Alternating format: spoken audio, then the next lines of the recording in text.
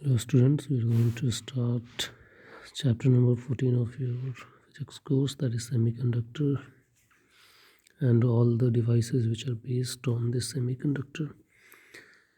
So before we move into that particular topic of semiconductors, let's talk a brief about electronic materials which have been used earlier means before semiconductors. अगर आपको याद हो पुराने ज़माने के TV हुआ करते थे, you must have seen that it use to very big in size, पीछे से बहुत बड़ा होता था because it use to have a tube called vacuum tube और कैथोड रे ट्यूब और वॉल्व्स उसे बोला जाता था। किस तरीके से काम करता था वो, जो एक्सपेरिमेंट आपने देख रखा है कैथोड रे वाला, एक दो इलेक्ट्रोड होंगे, cathode and anode, then low pressure condition होता है and high voltage condition. So इस कंडीशन में जब वोल्टेज जनरेट किया जाता है तो electrons move from cathode to anode, इसी पे काम करता है। तो that is called vacuum diode, vacuum tube और वॉल्व्स। वॉल्व्स क्यों बोलते हैं, because electrons move in only one direction, cathode to anode, that is why they are called valves. तो इसी तरीके से कैथोड हुआ करते थे, ट्रायोड हुआ करता, ट्रायोड जहाँ पे 3 इलेक्ट्रोड्स को कैथोड, फिर एनोड एंड ग्रिड। ठीक है, एनोड को हम लोग प्लेट भी बोला करते हैं, टेट्रोड, पेंट्रो, इस तरह। तो ये सब चीज़ें पुराने डिवाइसेस थे। We use to create vacuum and then electrons use to move. Vacuum की ज़रूरत था ताकि इलेक्ट्रॉन्स जब मूव करें तो they do not collide with the particles of the air. अगर एयर होगा तो उसके पार्टिकल्स से कोलाइड करेंगे and there will be disturbance. So to avoid this, we used to have vacuum. But after the discovery of semiconducting devices, this complete system has been changed. Now there are hardly any vacuum tube और पुराने ज़माने वाला TV जो आप देखते थे, CRT जिसे बोलते थे, cathode ray tube and all, you hardly see such kind of things now. अब वो टीवी दिखते नहीं है। Now everything has been replaced by LCD और अब उससे भी ज़्यादा LED। LCD is what, liquid crystal display, and now is LED, light emitting device। ये तो आपको बहुत अच्छे से समझ में आ रहा होगा, फोटो इलेक्ट्रिक इफेक्ट टाइप का। ठीक है, तो दीज और वैक्यूम ट्यूब के टीवी का साइज़ क्यों बड़ा हुआ करता था, क्योंकि वैक्यूम ट्यूब्स जो हुआ करते थे वो बहुत बड़े साइज़ के होते थे। तो उसके कुछ डिसएडवांटेजेस थे ये सब, वो बहुत ही बल्कि था, मतलब बड़ा था। It use to operate on very high voltage, और चूँकि वेरी हाई वोल्टेज पे काम करेगा तो हाई पावर भी उसे चाहिए, और वो बहुत जल्दी ख़राब हुआ करता था, मतलब रिलायबिलिटी कम थी। So after the discovery of semiconductor devices everything changed. Okay, सबसे बड़ी बात हुई साइज़ बहुत छोटा हो गया, बिकॉज सेमीकंडक्टर मटेरियल्स जो सबसे ज़्यादा यूज होते हैं, silicon and all this things, we know that they are very small in size. So everything got changed with this discovery and this led to a new electronic world, you can say, that is called solid state semiconductor electronics। okay, अब इसमें क्या था, बहुत ज़्यादा high voltage या बहुत बड़े size की ज़रूरत नहीं थी। छोटा मोटा एक्साइटेशंस, लाइट वगैरह, जैसे आप फोटो इलेक्ट्रिक इफेक्ट वगैरह देख रहे थे, लाइट वगैरह डाला, एक्साइटेशन होगा इलेक्ट्रॉन्स का, they will start moving. So all this things came into the picture. और कोई भी वैक्यूम वगैरह क्रिएट करने की ज़रूरत नहीं थी, चूँकि सॉलिड मटेरियल्स हैं ये सब, उसके अंदर इलेक्ट्रॉन्स हैं, आप उसके ऊपर लाइट थोड़ा सा डालें, इलेक्ट्रॉन्स मूव करना शुरू कर दिए। So these charge carriers used to move within the solid itself. कोई भी वैक्यूम वगैरह क्रिएट करने की ज़रूरत नहीं पड़ी, कोई अलग से हीटिंग डिवाइस वगैरह इन सब चीज़ों की ज़रूरत नहीं पड़ी। So all these cathode ray tubes, जिसको आप CRT वगैरह बोलते थे, they have been replaced by LCDs and now the LEDs। okay, and it is being said that even before the semiconducting devices become very popular, compound of lead, that is called lead sulfide, galena बोलते हैं, इसको भी लोगों ने use किया था as a detector of radio waves. तो overall ये जो साइंस है सेमीकंडक्टर का इन 1930s और 1940s में ये बहुत ज़्यादा डेवलप हुआ। उसके बाद अब तो सब कुछ वही है, but even before that this was present. So before we go there, since we are talking about semiconductors and conductors, let's say what are type of elements, or you can say that materials. Better word is materials, let's not say elements. हमें पता है ये metals को क्या हम बोलते हैं, conductors, semi conductors और इंसुलेटर्स। पहले भी आप देखो, मेटल्स वो होते हैं जिनकी रेजिस्टिविटी बहुत कम होती है, मतलब कि उनकी कंडक्टिविटी हाई होती है। कंडक्टिविटी क्या होता है, इनवर्स ऑफ रेजिस्टिविटी। आप देख सकते हो यहाँ पे, हमने ये सब चीज़ देख रखा है। तो इनकी जो रेजिस्टिविटी होती है that is in the range of 10⁻² to 10⁻8। तो कंडक्टिविटी क्या होगी, इसका इनवर्स, मतलब 1/10⁻², मतलब 10⁻+2 हो जाएगा। उसी तरीके से सेमी कंडक्टर्स होते हैं, इनकी रेजिस्टिविटी ना बहुत ज़्यादा हाई होती है ना बहुत ज़्यादा लो होती है, मॉडरेट होती है, 10⁻5 से 10⁻6 के रेंज में। तो इसका उल्टा क्या होगा, इन्वर्स कंडक्टिविटी हो जाएगा। और इंसुलेटर्स वो होते हैं जिनकी रेजिस्टिविटी बहुत हाई होती है। आप देख सकते हो 10⁻11 to 10⁻19, so that's mean conductivity 10⁻−11 हो जाता है। ठीक है, so these are the values which indicate कि किस तरीके से these substances will act as a metal या conductor, insulators or semiconductors and all these things. So our major focus is the second one, that is semiconductors. क्यों semiconductors की हम बात कर रहे हैं इन सब चीज़ों में। अभी semiconductors जो हैं, एक तो semiconductors होते हैं जो प्योर एलिमेंटल फॉर्म में होते हैं, जैसे कि सिलिकॉन और जर्मेनियम। बहुत पहले से भी आपने सुना होगा, इन दोनों का सबसे ज़्यादा यूज होता है। कुछ ऐसे होते हैं जो इन कंपाउंड्स होते हैं, जिसको आप बोलते हो एक्सट्रेंजिक सेमी। जो एलिमेंटल सेमीकंडक्टर है they are also called intrinsic pure semiconductors. कोई भी इम्प्योरिटी एडेड नहीं है, कोई डोपिंग नहीं किया हुआ है। But sometimes this silicon and germanium are added with some other elements, जिसको हम जनरली बोलते हैं क्या, इम्प्योरिटी या डोपेंट्स, DOPANTs।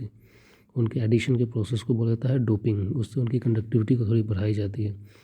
तो दे आर कंपाउंड सेमीकंडक्टर्स। अब ये कंपाउंड सेमीकंडक्टर्स 2-3 टाइप के होते हैं। जैसे एक इनऑर्गेनिक जो अभी हम बात कर रहे थे, दूसरी चीज़ें ऐड की जाती हैं, जैसे कि cadmium, selenium, cadmium sulphur, gallium arsenide, indium phosphorus, जो आप देख रहे हो स्क्रीन पे।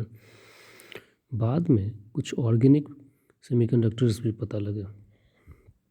ऑर्गेनिक से फ़ायदा क्या होगा, एक सबसे बड़ा फ़ायदा ये है कि जैसे देखो इनऑर्गेनिक वाला है, वो नेचर में डिस्ट्रॉय नहीं होता है, लेकिन ऑर्गेनिक है तो मतलब क्या हो जाएगा, नेचर में डिस्ट्रॉय हो जाएगा। जब यूज ख़त्म हो गया, बहुत दिन तक यूज़ किया, फेंकना पड़ गया, they are organic, that means even the micro organisms can destroy it. So that's the best part of organic polymers या ऑर्गेनिक सेमीकंडक्टर्स। जैसे कि ये पॉली एनिलीन जो आप देख रहे हो सेकंड नंबर पे, ये सबसे ज़्यादा यूज होता है। पॉलीथायोफीन, पॉलीपायरोल भी होता है, बट पॉली एनिलीन सबसे ज़्यादा यूज होता है। विल सी ऐसा क्यों होता है, बट मेजर रीजन वही है, ऑर्गेनिक है, that means that can be easily destroyed. Okay, just a minute, let me take a break.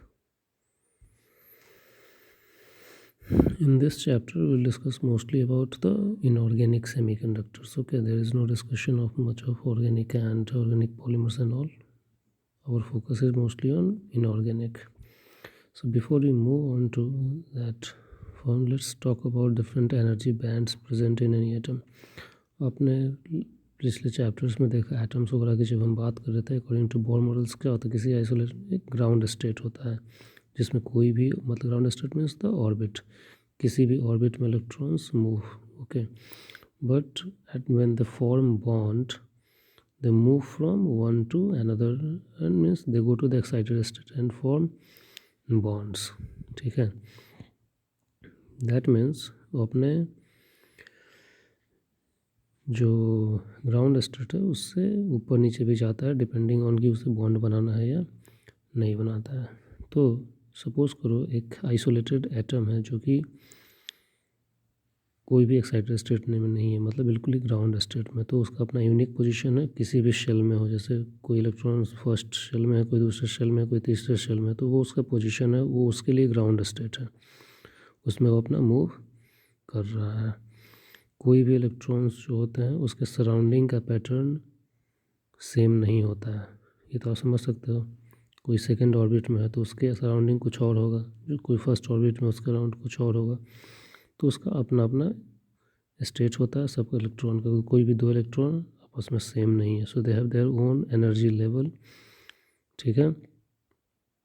उसको बोला जाता है एनर्जी बैंड। अब सपोज करो दो चीज़ें हैं, इलेक्ट्रॉन्स को कौन से, एक इनर इलेक्ट्रॉन्स और एक आउटर इलेक्ट्रॉन्स है। आउटर इलेक्ट्रॉन्स कौन है, जो वैलेंस रीजन्स में होता है, जिसको वैलेंस इलेक्ट्रॉन्स बोलते हैं, सबसे आउटर मोस्ट में होता है, ठीक है। उसको वैलेंस बैंड भी बोला जाता है, ठीक है। एंड वैलेंस बैंड के ऊपर भी एक बैंड होता है जिसको हम बोलते हैं कंडक्शन बैंड, जिसके ऊपर वो जंप करके बॉन्डिंग वगैरह कर सकते हैं, ठीक है। तो जब तक कोई एक्सटर्नल एनर्जी नहीं दिया जाता है, वैलेंस इलेक्ट्रॉन्स अपने आउटर मोस्ट ऑर्बिट में ही है, उसमें रहते हैं, ठीक है, वो अपना मूव कर रहे हैं। अब कभी कभी क्या होता है, सपोज करो मैं आपको यहाँ पे दिखा रहा हूँ, ये देखो, तो ये सपोज करो वैलेंस बैंड है और कंडक्शन बैंड है। इलेक्ट्रॉन्स वैलेंस बैंड से कंडक्शन बैंड में जंप कर सकते। अगर ऐसा सिचुएशन है कि इलेक्ट्रॉन्स वैलेंस बैंड से कंडक्शन बैंड में जंप कर सकते हैं, मतलब अगर उसके बीच में स्पेसिंग बहुत ज़्यादा नहीं है, तो दैट मीन्स क्या होगा, इलेक्ट्रॉन्स बॉन्ड बनाने के लिए बेचैन है, ठीक है, एक तरीके से। दैट मीन्स कि उसकी कंडक्टिविटी हाई होगी। और यही एग्जैक्टली चीज़ होता है किसमें, मेटल्स के केस में। मतलब कि सपोज करो एक मेटल की अगर बात करें, तो एक वैलेंस बैंड है, उसमें उसके इलेक्ट्रॉन ईवी जो देख रहे हो that is the upper layer of valence band, और उसके ऊपर देख रहे हो कंडक्शन बैंड, इसी is the lower level of conduction band. अब सपोज करो कंडक्शन बैंड का लोअर लेवल और वैलेंस बैंड का अपर लेवल अगर आपस में बहुत नज़दीक है, दैट मीन्स उस केस में क्या होगा, वैलेंस बैंड से इलेक्ट्रॉन जंप करके किस में जा सकता है, कंडक्शन बैंड में जा सकता है ईजिली, ठीक है। कभी कभी ऐसा होता है सिचुएशन कि कंडक्शन बैंड का जो लोअर पार्ट है ईसी, वो ओवरलैप कर जाता है, मतलब वैलेंस बैंड के बहुत ही क्लोज होता है, मतलब ओवरलैप करके बिल्कुल आपस में टच करता है, कभी कभी उसके नीचे भी आ जाता है, ये आप देख सकते हो। दोनों आपस में इतने नज़दीक हैं कि ईसी नीचे आ गया, मतलब ईसी जो होता है, मतलब कंडक्शन बैंड जो होता है, वो that can penetrate inside the valence bond. तो इससे क्या होगा, वैलेंस बॉन्ड के इलेक्ट्रॉन्स ईजिली जंप कर सकते हैं कंडक्शन बैंड में, and this is what happens in metals या कंडक्टर्स। तो इन जनरल जो ईसी और ईवी, मतलब कंडक्शन बैंड और वैलेंस बैंड के बीच में जो डिफरेंस होता है, गैप होता है, उसको बोला जाता है एनर्जी बैंड गैप या एनर्जी गैप सिंपली बोलते हैं। अगर किसी इलेक्ट्रॉन के पास उतनी एनर्जी मिल गई कि वैलेंस बॉन्ड बैंड से जंप कर कंडक्शन बैंड में चला जाए, दैट मीन्स जो एनर्जी गैप जिसको हम बोल रहे हैं एनर्जी बैंड गैप, तो वो इजीली मूव कर सकता है। तो ये भी एक तरीका होता है सब्सटेंसेस को डिवाइड करने का on the basis of energy band. तो सपोज करो कोई कंडक्टर है, तो उसमें क्या होगा, उसमें ये जो आप देख रहे हो कंडक्शन बैंड और वैलेंस बैंड, इसके बीच में एनर्जी गैप बिल्कुल जीरो होता है। लेकिन जब हम इंसुलेटर की बात करते हैं, तो कंडक्शन बैंड और वैलेंस बैंड इनके बीच में बहुत ज़्यादा गैप होता है। जब एक जनरली माना जाता है कि मोर देन 3 इलेक्ट्रॉन वोल्ट, तो वैलेंस बैंड के इलेक्ट्रॉन इजीली क्रॉस नहीं कर सकते हैं कंडक्शन बैंड में। लेकिन यही इन दोनों के बीच में, मेटल्स एंड और इंसुलेटर्स के बीच में हमारा ये वाला कंसर्न है जो हमें पढ़ना है। कुछ ऐसे मटेरियल्स हैं जिसके कंडक्शन बैंड और वैलेंस बैंड के बीच में एनर्जी का जो डिफरेंस होता है, जो एनर्जी गैप होता है या एनर्जी बैंड गैप जिसे बोलते हैं, वो बहुत ज़्यादा हाई ना होता है ना बहुत ज़्यादा लो होता है। That is less than 3 electron volt. हल्का सा टेम्परेचर बढ़ाओ, this is all at absolute zero temperature पे, ठीक है। हल्का सा टेम्परेचर बढ़ाओगे ईजिली ये 3 इलेक्ट्रॉन वोल्ट या उससे कम की एनर्जी लेवल को वो जंप कर जाता है, मतलब क्रॉस कर जाता है, उसे इनफ एनर्जी मिल जाता है हीट करने पे, and that can cross from valence band to conduction band. तो एनर्जी बैंड के हिसाब से सब्सटेंसेस को इस तरीके से डिफाइन किया जाता है कि when there is no energy band gap, zero energy band gap between conduction band and valence band, such materials are called conductors या metals. When conduction band and valence band के बीच में बहुत ज़्यादा एनर्जी डिफरेंस होता है, that is more than 3 electron volt, that is insulator. And when the difference of energy between conduction and valence band, that is the energy band gap या energy gap is less than 3 electron volt, that is semi-conducting device। ये पूरी कहानी वही है जो आप यहाँ पे इसमें इतनी बड़ी बड़ी चीज़ें देख रहे हो, ये चीज़ ये मैंने बहुत ईजिली आपको यहाँ पे समझा दिया इस चीज़ को, ठीक है। एक एग्जांपल की बात करेंगे, सपोज़ करो हम सेमीकंडक्टर की बात करते हैं तो सबसे ज़्यादा सिलिकॉन जर्मेनियम वगैरह यूज़ होता है। ये सिलिकॉन हो या जर्मेनियम हो, ये दोनों किस मेंबर के हैं, ग्रुप 4 के मेंबर्स हैं, means they have 4 valence electrons. अब हमें पता है कि आउटर मोस्ट इलेक्ट्रॉन ऑर्बिट में कितने इलेक्ट्रॉन रह सकते हैं, 8 रह सकते हैं। दैट मीन्स कि जो अगर हम n एटम्स ले लें सिलिकॉन या जर्मेनियम के, तो टोटल वैलेंस इलेक्ट्रॉन्स कितने होंगे, 4n होंगे। एक में 4 होता है, एक सिलिकॉन एटम की वैलेंसी 4 होती है। अगर मैंने n नंबर ऑफ ले लिया, n इज़ एनी नंबर, मान लो 10 ले लिया, तो 40 4 इंटू 10, तो n कोई भी नंबर ले लिया हमने, 4 इंटू n वैलेंस इलेक्ट्रॉन्स के लिए कितना एनर्जी स्टेट अवेलेबल है, 8n अवेलेबल है। 8 होना चाहिए, 4 है, तो 4 लोगों के लिए उतना स्पेस मौजूद है जो 8 लोग एकोमोडेट कर सकते थे, ठीक है। ये होता है, उसी के हिसाब से ये केस 1 केस 2 केस 3 जो आप देख रहे हो, ये सारा वही कहानी है। बात करते हैं इंट्रिंसिक सेमीकंडक्टर। इंट्रिंसिक सेमीकंडक्टर कुछ भी नहीं है, एनी सेमीकंडक्टर जो silicon germanium in its pure state is called intrinsic semiconductor, ठीक है। तो उसका कोई भी एलिमेंट आप लेते हो, उसका सॉलिड स्टेट केमिस्ट्री अगर आपको याद हो तो उसका हम लोग पढ़ते थे, लैटिस स्ट्रक्चर वगैरह, तो यहाँ भी वही चीज़ है। यहाँ पे देख लो, अब कोई कार्बन ले लो, सिलिकॉन ले लो, जर्मेनियम ग्रुप 4 वाला ही है।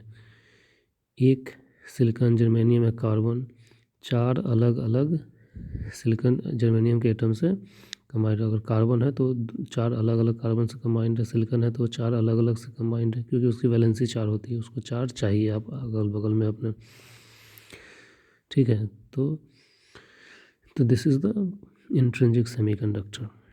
Each atom is surrounded by 4 nearest neighbours because their valency is 4, ठीक है। अपने क्रिस्टलाइन फॉर्म में यहाँ लिखा हुआ भी है कि every silicon germanium atom tends to share one of its valence electrons with 4 other atoms. Reason वही जो उसकी वैलेंसी है, और इस प्रोसेस में वो क्या बनाएगा, एक कोवैलेंट बॉन्ड बनाएगा, उसको हम वैलेंस बॉन्ड भी बोलते हैं, ठीक है। ये सारी कहानी ग्राउंड स्टेट में, कहने का मतलब है डायमंड लाइक स्ट्रक्चर इसको बोलते हैं। एक सिलिकॉन ले लो या जर्मेनियम है, वो 4 अलग सिलिकॉन या जर्मेनियम से ग्राउंड स्टेट में कंबाइंड है। अब सपोज़ करो आपने समहाउ टेम्परेचर बढ़ाया, तो क्या होगा, इलेक्ट्रॉन्स के पास एनर्जी बढ़ेगा, और एनर्जी जब उनका बढ़ेगा तो वो इस बॉन्ड को ब्रेक करेंगे, मतलब वैलेंस बॉन्ड से मूव करके कंडक्शन बैंड में जंप करने की शुरू करेंगे। तो सपोज़ करो जैसे ही एक इलेक्ट्रॉन कोई भी इनफ एनर्जी मिल गया, वो जंप करके दूसरे ऑर्बिट में चला जाएगा, तो वहाँ पे एक क्या क्रिएट हो जाएगा, होल स्पेस क्रिएट हो जाएगा उसकी जगह पे, जिसको हम बोलते हैं होल्स। क्या बोलते हैं, होल्स। अब जैसे ही एक होल क्रिएट हुआ तो उसके पीछे आगे का जो इलेक्ट्रॉन होगा वो आगे उस होल को क्या करने की कोशिश करेगा, फिल करने की कोशिश करेगा। तो टेम्परेचर बढ़ा हुआ है, सपोज करो दूसरा इलेक्ट्रॉन जंप करके यहाँ पे आ गया, तो वो तो यहाँ पे आ गया एक होल को फिल करने के लिए, लेकिन जहाँ से वो हटा वहाँ भी एक होल क्रिएट कर दिया। तो होल्स तो किसी भी इंट्रिंसिक या नेचुरल सेमीकंडक्टर में क्या होता है, जब टेम्परेचर हम बढ़ाते हैं तो इलेक्ट्रॉन्स जो होते हैं कोवैलेंट बॉन्ड को ब्रेक करते हैं, they become free to move, they are called free electrons. But when they become free they also create a vacancy from where they have come out, उसको हम बोलते हैं होल। तो vacancy within the crystal lattice is called hole, ठीक है। तो आप किसी सेमीकंडक्टर की बात करोगे तो कितना होल क्रिएट होगा, जितना इलेक्ट्रॉन मूव करेंगे, राइट, इलेक्ट्रॉन ही तो मूव किया तभी जाके होल क्रिएट हुआ। तो किसी भी नेचुरल सेमीकंडक्टर जिसको इंट्रिंसिक सेमीकंडक्टर बोलते हैं उसके अंदर number of free electrons will always equal to the number of holes. ये लिखा हुआ NE is equal to NH। NI is intrinsic carrier मतलब नेचुरल, इंट्रिंसिक मतलब natural liability, natural carrier concentration. उसके अंदर इलेक्ट्रॉन्स और होल्स दोनों का नंबर बराबर होता है। अगर क्वेश्चन दे कि in intrinsic germanium the number of electrons are से 6 × 10⁸, तो what is the number of holes, तो वो भी उतना ही होगा, 6 × 10⁸ ही होगा। मतलब कि टोटल कैरियर्स कितने हो जाएंगे, 6 × 10⁸ × 2 मतलब 12 × 10⁸, वही होगा NI इंट्रिंसिक मतलब नेचुरल कैरियर कॉन्सेंट्रेशन। ठीक है। Semiconductor possess the unique property, इस तरह से। तो इसमें क्या है, इलेक्ट्रॉन्स हैं, होल्स हैं, सारी चीज़ें हैं। ठीक है। तो इसी चीज़ को यहाँ पे एक फिगर से दिखाया है। जैसे सपोज करो यहाँ का एक इलेक्ट्रॉन जो साइट 1 देख रहे हो, सपोज करो NF कोई इलेक्ट्रॉन था, उसको हीट किया गया मतलब रूम टेम्परेचर पे ही, क्योंकि हम सेमीकंडक्टर की बात कर रहे हैं, बोलें कि रूम टेम्परेचर पे उसे NF एनर्जी मिल जाता है कि वो 3 इलेक्ट्रॉन वोल्ट वाले बैंड गैप को कवर कर लेता है। और सपोज करो यहाँ से वो इलेक्ट्रॉन उछल के थर्मली जनरेटेड इलेक्ट्रॉन बाहर चला गया, मतलब वैलेंस बैंड से कंडक्शन बैंड चला गया, तो साइट 1 पे क्या होगा, वैकेंसी हो गया। अब सपोज करो कोई दूसरा इलेक्ट्रॉन साइट 2 है, उसमें वो इस वैकेंसी पे साइट 1 पे होल जो क्रिएट हुआ उस पर चला गया, तो क्या होगा, अगर जैसे ही वो उस पर चला जाएगा तो होल कहाँ पे अब हो जाएगा, साइट 2 पे होगा। तो वर्चुअली क्या हो गया, होल जो है मूव कर गया कहाँ से, साइट 1 से साइट 2 पे। ये देखो यहाँ पे दिखाया है, अगर साइट 2 वाला इलेक्ट्रॉन चला गया साइट 1 पे, तो अब यहाँ पे होल क्रिएट हो जाएगा। यही प्रोसेस कंटिन्यू होता है। अब यहाँ पे दो चीज़ें हैं, एक होल है और एक इलेक्ट्रॉन्स हैं, दोनों मूव कर रहे हैं। तो करंट जो मूव कर रहा है, फ्री इलेक्ट्रॉन मूव्स, उसका भी उसके कारण अपना एक कंडक्शन की करंट क्रिएट होगा, उसको हम बोलते हैं कंडक्शन करंट या इलेक्ट्रॉन करंट। ठीक है, इसको IE से डिनोट किया जाता है। अब होल जो क्या है वो भी मूव कर रहा है, तो होल के कारण भी कुछ करंट क्रिएट होगा, उसको बोलते हैं होल करंट, क्योंकि वहाँ भी एक्चुअली में इलेक्ट्रॉन ही मूव कर रहा है, होल में भी आप देख रहे हो, बस यही है कि वो वैलेंस बैंड के अंदर ही मूव कर रहा है। तो टोटल करंट सिस्टम का कितना हो जाएगा, करंट ड्यू टू इलेक्ट्रॉन, जिसको IE बोलते हैं, या इलेक्ट्रॉन करंट या प्लस IH मतलब होल करंट। तो ये इंट्रिंसिक सेमीकंडक्टर की ये कहानी हो गई। तो इसमें एक चीज़ पॉइंट देना कि process of generation of conduction electrons and holes simultaneous process of recombination, मतलब कि एक तरीके से क्या है, जैसे कि प्रोसेस जनरेशन क्या है, हीट हुआ तो इलेक्ट्रॉन जनरेट हो रहे हैं और होल्स भी जनरेट हो रहे हैं, but at the same time they are combining also. Combining मतलब एक जगह होल क्रिएट हुआ तो इलेक्ट्रॉन जाके उससे कंबाइन कर जा रहा है, मतलब उस होल को फिल कर दे रहा है, लेकिन दूसरे जगह पे क्रिएट भी कर रहा है, मतलब जनरेट भी कर रहा है।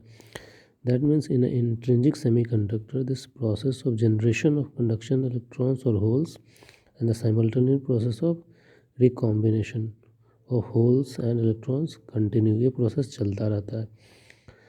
And at equilibrium the rate of generation is equal to the rate of recombination. ये इंट्रिंसिक सेमीकंडक्टर की बात होती है। यहाँ पे आप देख सकते हो ये वैलेंस बॉन्ड में इधर इलेक्ट्रॉन है, इधर कंडक्शन बॉन्ड है। अब थोड़ा सा हीट मिला तो क्या हुआ, यहाँ देखो 4 इलेक्ट्रॉन्स जो हैं जंप करके चले गए किसमें, कंडक्शन बॉन्ड में, तो यहाँ पे होल्स क्रिएट हो गया। यहाँ देख सकते हो T इज इक्वल टू 0 के, एब्सोल्यूट 0 पे, और जैसे ही टेम्परेचर को 0 के से बढ़ाया, मतलब मान लो रूम टेम्परेचर पे ही आया, तो ये चीज़ क्रिएट हो गया। ठीक है, तो एक ही स्टेप में क्या हुआ, इलेक्ट्रॉन्स मूव करने के कारण कंडक्शन इलेक्ट्रॉन्स भी हुए, और पीछे जहाँ पे होल्स थे, जहाँ से वो मूव किए थे वहाँ पे होल्स क्रिएट हो गए। अब उस होल्स को फिल करने के लिए दूसरे इलेक्ट्रॉन्स वहाँ पे जाएंगे, तो वो तो उस जगह को फिल कर देंगे, लेकिन पीछे फिर से एक होल क्रिएट कर जाएगा। मतलब कि इंट्रिंसिक सेमीकंडक्टर में the process of generation of conduction electrons and holes continue and also their recombination continues, ये प्रोसेस चलता रहता है। बात करते हैं एक्सट्रिंसिक सेमीकंडक्टर। अब देखो इंट्रिंसिक सेमीकंडक्टर जो है उसमें होल्स इलेक्ट्रॉन सब क्रिएट होते हैं, ठीक है, लेकिन रूम टेम्परेचर ही है, तो उतने एनफ क्रिएट, लेकिन फिर भी हो जाता है, कंडक्टिविटी रहती है, बट कंडक्टिविटी इज़ लो। ठीक है, तो अब बात आती है कि लो कंडक्टिविटी से भी काम नहीं चलेगा, थोड़ी बहुत तो एक रीज़नेबल कंडक्टिविटी होनी चाहिए। तो दो तरीके हैं, या तो मैं टेम्परेचर बढ़ा दूँ तो और ज़्यादा इलेक्ट्रॉन्स जंप करेंगे, या एक दूसरा तरीका होता है उसके अंदर कुछ दूसरे एलिमेंट्स को ऐड करना, ताकि उसको कुछ ज़्यादा इलेक्ट्रॉन्स मिल सके कंडक्शन के लिए, या होल्स मिल सके, तो भी हो सकता है। मेन पर्पस क्या है सेमीकंडक्टर इंट्रिंसिक में, आपने देखा होल्स हो रहा है और इलेक्ट्रॉन्स हो रहा है, उसके कारण ही कंडक्शन हो रहा है। तो अगर मैं समहाउ नंबर ऑफ़ इलेक्ट्रॉन्स को बढ़ा दूं या नंबर ऑफ़ होल्स को बढ़ा दूं, तो भी कंडक्टिविटी बढ़ेगी। इसी कॉन्सेप्ट को यूज़ किया जाता है and we create extrinsic semiconductor. तो कैसे किया जाता है, when we add some another element into a semiconductor, इस एलिमेंट जिसको हम ऐड करते हैं उसको बोला जाता है डोपेंट। क्या बोलते हैं, डोपेंट या इम्प्योरिटी। और इनके एडिशन के प्रोसेस इनटू सेमीकंडक्टर बोला जाता है डोपिंग प्रोसेस। ठीक है, तो एक इंट्रिंसिक सेमीकंडक्टर की कंडक्टिविटी को बढ़ाने के लिए हम उसके अंदर कुछ इम्प्योरिटी ऐड करते हैं। This impurities are called dopants and this whole process is called doping. तो इसके कारण अब इंट्रिंसिक सेमीकंडक्टर को एक नया नाम दिया जाता है, दैट इज कॉल्ड एक्सट्रिंसिक और इम्प्योर सेमीकंडक्टर या डोप्ड सेमीकंडक्टर। ठीक है, लेकिन अब एक यहाँ पे ध्यान देने वाली बात यह है कि हम जो ऐड करते हैं इम्प्योरिटी, ख्याल ये रखना है कि वो जो एक्चुअल स्ट्रक्चर है सेमीकंडक्टर का, जो लैटिस है, सॉलिड लैटिस है, उसको डिस्टर्ब ना करे, तो फिर गड़बड़ ही हो जाएगा, उसका इलेक्ट्रॉनिक स्ट्रक्चर डिस्टर्ब हो जाएगा। तो इसी कारण कोशिश किया जाता है कि जो एलिमेंट हम ऐड कर रहे हैं सेमीकंडक्टर में, तो सेमीकंडक्टर और जिसको ऐड किए उन दोनों के साइज़ में बहुत ज़्यादा अंतर ना हो, क्योंकि अगर साइज़ में बहुत ज़्यादा अंतर नहीं होगा तो उसके इलेक्ट्रॉनिक स्ट्रक्चर को ये ऐड डिस्टर्ब नहीं कर पाएगा। अब जो सेमीकंडक्टर्स हैं एक इंट्रिंसिक, किस ग्रुप वाले हैं, फोर्थ वाले हैं, सिलिकॉन जर्मेनियम। तो अगर मैं इसके ऊपर जो इम्प्योरिटी ऐड कर रहा हूँ, अगर मैं फिफ्थ ग्रुप वाला ऐड करूँ या थर्ड ग्रुप वाला ऐड करूँ, तो बहुत ज़्यादा साइज़ का अंतर नहीं आएगा। तो इसी कारण मोस्टली दो टाइप के डोपेंट्स या इम्प्योरिटी ऐड किया जाता है। एक को बोलते हैं पेंटावैलेंट, मतलब फिफ्थ ग्रुप वाला, जैसे कि आर्सेनिक हुआ, फॉस्फोरस हुआ, और दूसरा थर्ड ग्रुप वाला जैसे कि इंडियम, थैलियम, बोरोन, एल्यूमिनियम, इन सब को ऐड किया जाता है। ठीक है, तो इसके कारण जो इंट्रिंसिक सेमीकंडक्टर था उसके अंदर नंबर ऑफ चार्ज कैरियर्स जो हैं, मतलब कि होल्स हैं या इलेक्ट्रॉन्स हैं, उसके अंदर चेंज हो जाता है। ठीक है, और उनका नंबर घटता बढ़ता है, इसके कारण कंडक्टिविटी बढ़ जाती है। Let me close this video. In the next video we'll talk about this two types of extrinsic semiconductors, N type and P type semiconductor। फिर उनकी थोड़ी बहुत प्रॉपर्टी देखेंगे, फिर जो सेमीकंडक्टर के बेसिस पे जो इलेक्ट्रॉनिक डिवाइसेस बनती हैं उनके बारे में बात करेंगे। Okay, thank you.